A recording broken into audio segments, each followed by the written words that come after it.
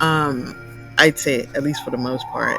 But There you go. There you go. the block is hot. Damn. Um, I'm in the urban core. The Bronx, right? You're in the heart of the Bronx. It's you, Jennifer Lopez, Africa Bambaataa. Who else is there with you? I'm behind Yankee Stadium. Crime is at a low, man. Come on. I at least got to give props to the media for mentioning that to sort of interrupt this narrative that's going on. People are just not doing what they used to do. Uh, Certain crime is a little lower. I think, we love to act like it's gone. the murders are down, Yeah. and that's the major metric that people seem to want to go by.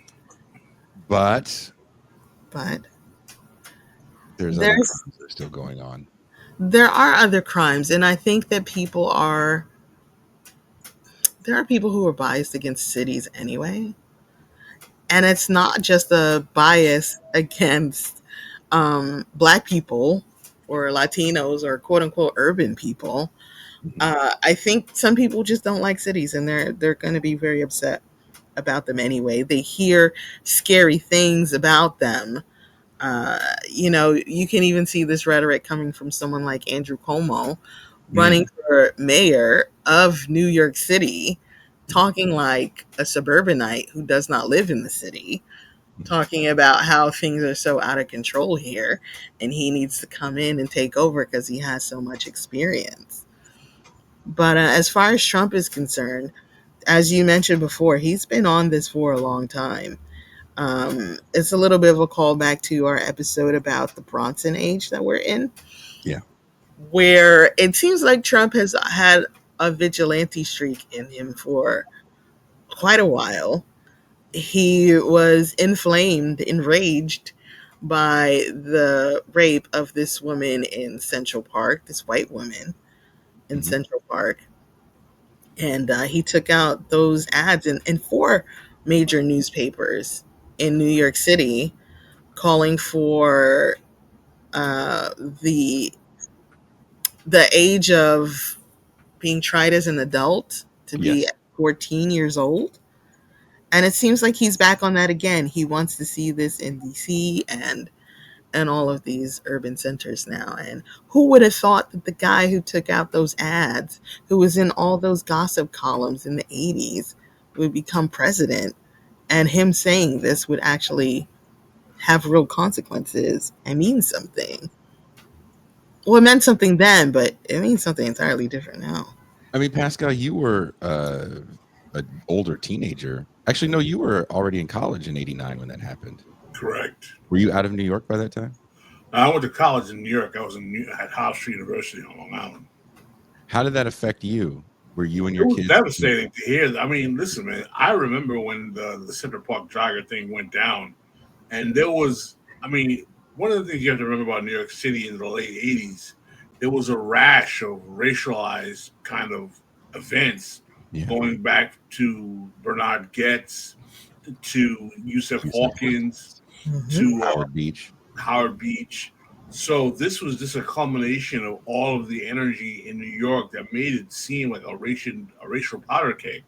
When you had everyone just attacking these young guys without anyone having any evidence and simply saying, "Oh, they did it, they confessed, lock them up forever."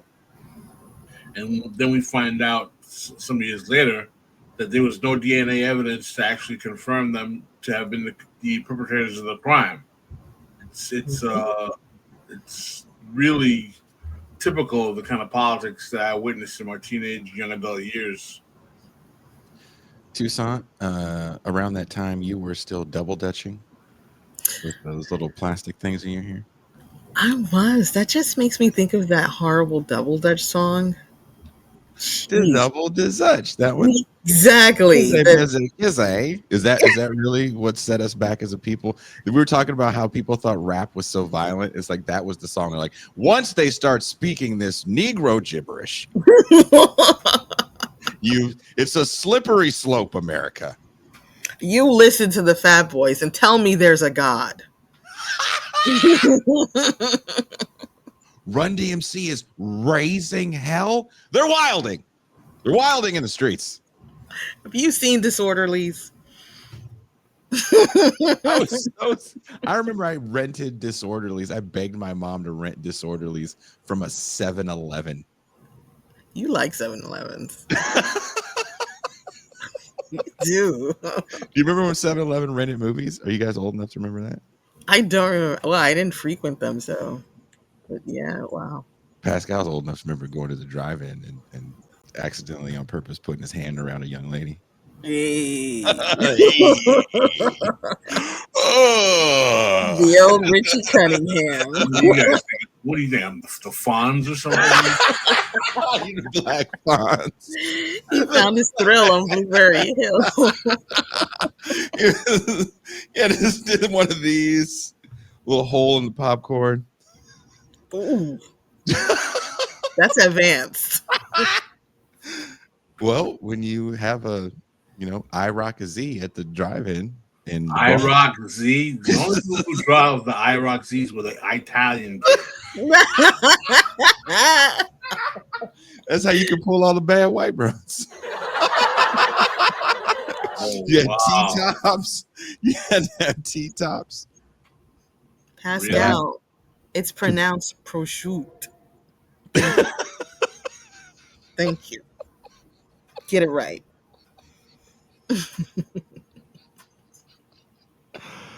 Nuri Yank asks a good question. He says, honest question, do peeps in the U.S. just focus on injustice when there's a racial element? Yes and no. I think definitely if you're talking about white people, yeah, white people definitely hate other white people more than you would imagine. I can take you to some places. And you'll be like, damn, you hate white people. Going to the South was really what blew my mind about that. I thought white people were a unified block of love.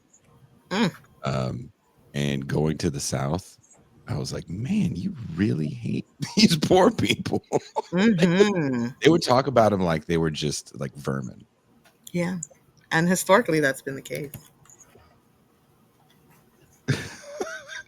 Dr. Claus says Pascal is correct about the IROC and the IT. Yeah. That's been confirmed. Damn, I'm sorry, Pascal, that you didn't have the T-tops on your IROC scene. I had a Honda, dude. He's rocking a Honda, a flat top, and 2 living rooms. 2 living rooms. You did have 2 living rooms. Yeah. He's like, I never should have told you people. But a big deal that happened during that moment, if we go back to 89, and I think if you go back to like 2021, in 89, you get the wilding. These kids are wilding. And I remember seeing Hillary Clinton, Joe Biden, upstart Bill Clinton, discussing about the urban decay and how these kids were just kind of born rotten and you just have to lock them up. And then if you fast forward almost 40 years later, 30 plus years later, we're going to see similar images, but instead of wilding, it's smash and grab robberies. And that really, for me, changes a certain narrative of law and order and how we view what justice should look like. Because there's a moment where people are really saying, I think the police shouldn't fuck with poor people so much. And maybe we should, not be so punitive for people that have expired tags, for example. That's a fast track to an ass whooping when you're poor with expired tags and no insurance. It was not so much post George Floyd. I think it's also shoplifting. Yeah. And I mean, I'm told there are definitely gangs of kids.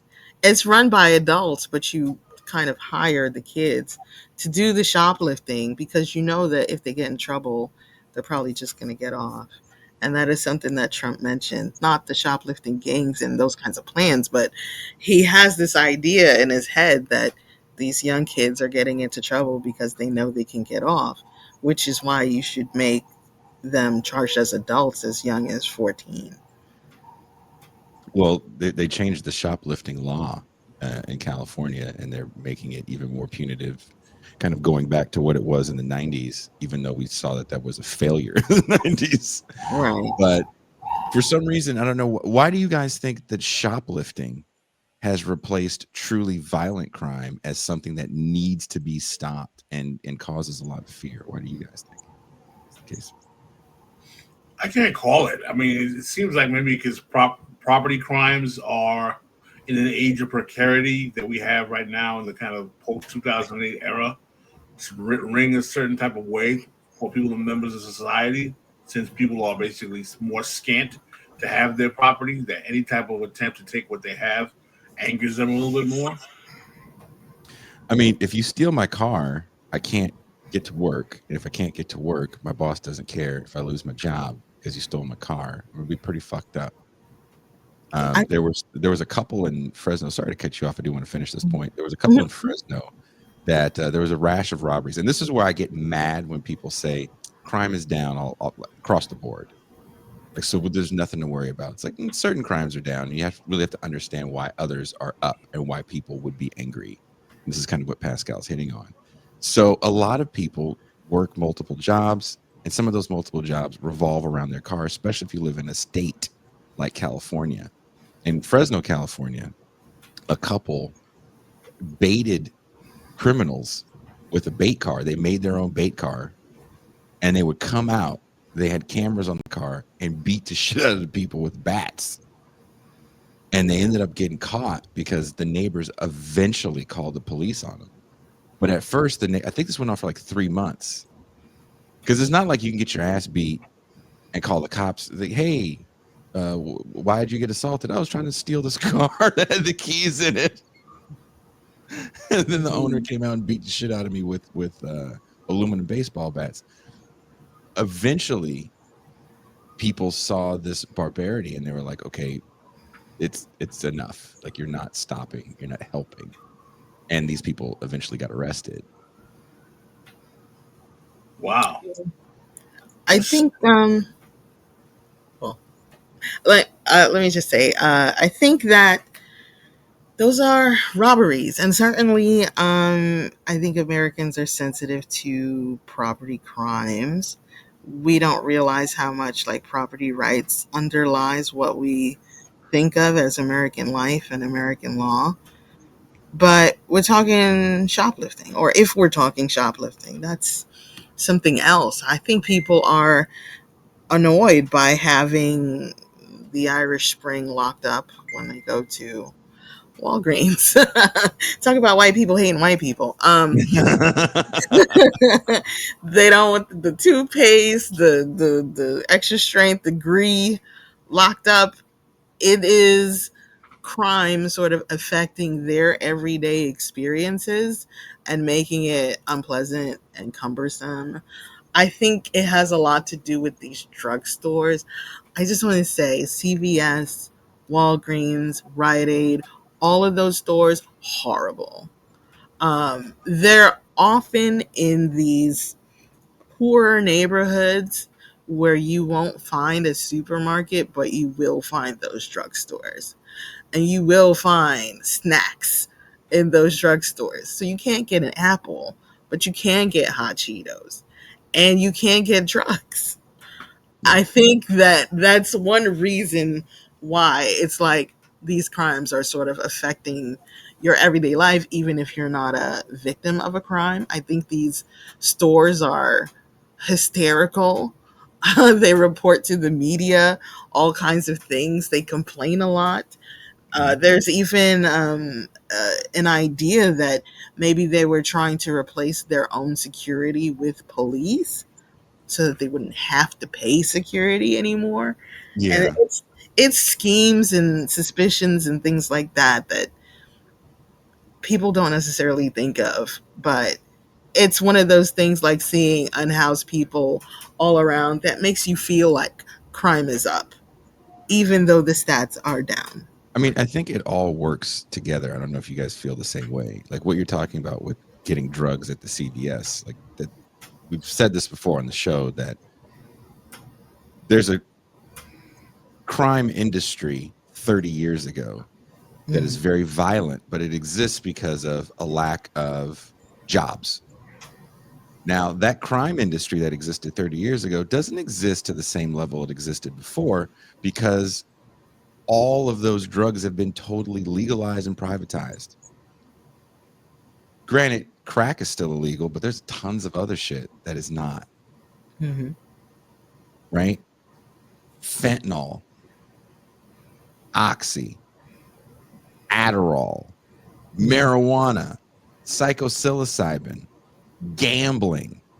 There's so many vices that existed in an illegal economy that are legal now. What is there left for these people that did exist in an illegal economy? Kind of all you have is smashing and grabbing. And when you look at one of the bigger theft rings, they only made, and it's a big number, but it's not that much when you think about crime in a meta sense, a few $1 million a year. And they had a multi-state theft ring at Ulta Beauty Supplies. Hell yeah. They And they were were going to, yeah, yeah, yeah, like mansions in California where the, McMansions. They didn't even live in like the nicest part of San yeah, Diego. They lived in the East County of San Diego, which is not what you think. It yeah, ain't near the man. ocean. Yeah. So this woman was kind of the poster child for this is a problem. But Mm-hmm. no one really stood back and said, okay, well, how do you have this many people on payroll, first of all? Mm-hmm. Second of all, you're legally selling these things on Amazon. Mm-hmm. It wasn't like she had a fence. So even fencing operations have been legalized through eBay, Amazon, insert, sales, Facebook Marketplace. Mm-hmm. Crime looks very different, but the amount of money people are making is minuscule. But the amount of harm it's causing, you know, that is we could debate that. I think that's a better conversation to have. Is like how much harm is this causing? When you're talking about the amount of theft that's happening, because people are just stealing anything. I don't know if you remember a few years ago in Oakland when the woman that had a bakery was killed because someone tried to steal her purse while she was in the car. And then as she tried to grab it, it took off. Sadly, she was dragged and died. You know what's interesting about this crime phenomenon, though, is that we've had some of our comrades on the left media spaces, like the Young Turks, who have been up until recently crying about the fact that there's a massive crime wave in like places like L.A., California, Oakland, and otherwise. Oakland is the most dangerous city in America right now. So I don't think we should completely act like there aren't some crimes that are going on. But the question is, when are we going to come to the point where we realize that crime is a consequence of social dislocation and poverty? And Ooh. and why is that never the focus? It's always like, well, we don't have time to deal with those problems. Well, maybe if we did deal with them, we wouldn't have this recidivism that we have in this country. You're using your brain. And that's kind of not a thing. Especially if you're going to watch the news. They're going to imply um, that you should be a vigilante. They're going to imply that you should fight somebody who's trying to steal your necklace or your purse or something, and that you should get the cops involved. And they're never going to imply that there might be crimes of poverty. They're not going to talk about poverty. They're not going to do any of those things. Well, you also have poor people that'll say, well, I'm poor and I don't do these things. Ergo, what this person's doing it because they're selfish. They Well, should pull themselves up by their bootstraps. two things can be the same. Things can be the same. Two things can be the same at one time. Mhm. No one's trying to act like criminals are culpable for their actions, but their actions also are a product of social realities that they're in at the time they commit these offenses.